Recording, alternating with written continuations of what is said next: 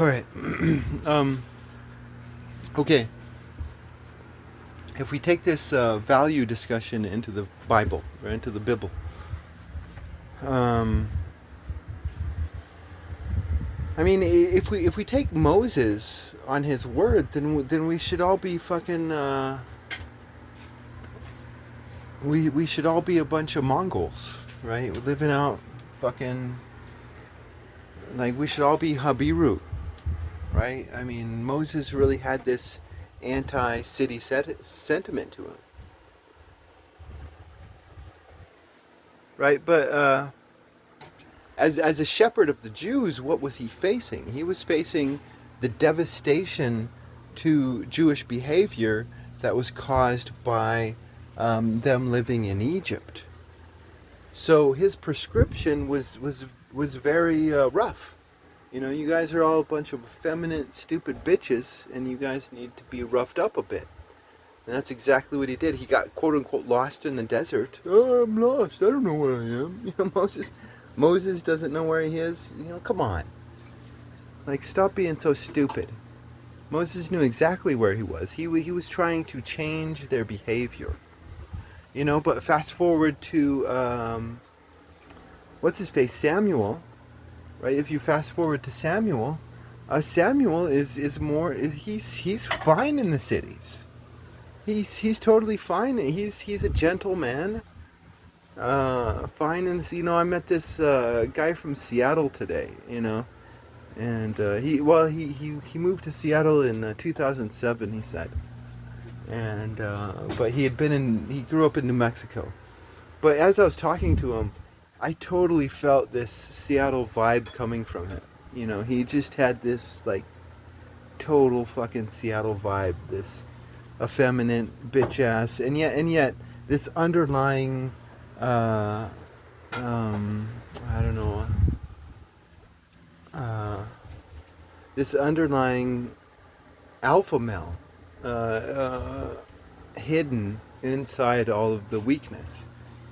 Um, and of course, most Seattleites don't have that underlying hardness. They all just pretend, but you know, some of them do. Anyways, um,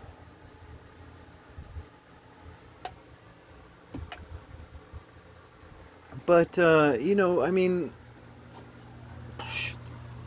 Samuel was fine not promoting this Habaru stuff. You know, he was totally because he was fine with the cities and um, he was fine with people living in cities. It's all about the law. It's all about how we treat each other within these cities. That's important. Not whether it's city life versus country life. That's a stupid conversation. Um, but the conversation always changes. That's the thing, and that's the beauty of the Torah because you know the conversation is always changing. You have different Jews who are unique. They're not Moses, they're not Samuel. They're themselves, and they're living within the uniqueness of their times, and the prescription to the sickness is you know gonna be different depending on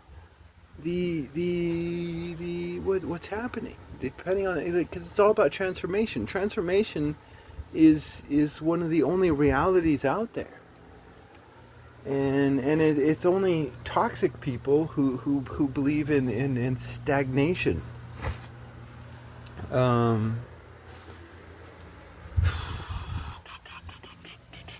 and that's why you know it comes down to our day. It's like you know what would Moses say or what would Samuel say? No, fuck them. What would you say? What would you say? Because you know it's all about searching the heart. You know, and if you have a good heart, you know some of your thoughts may be wrong every now and then, but the conversation will always be pure. The conversation will always be pure, and it'll always be unique, and it will always be different. God wants to interact with you as if you're a person who has never been before. You know, you're unique. And no one has ever been like you, because no one has ever lived in the unique times that you live in. Again, transformation is the only reality, and it gets lost in the stagnation of dead philosophical thought.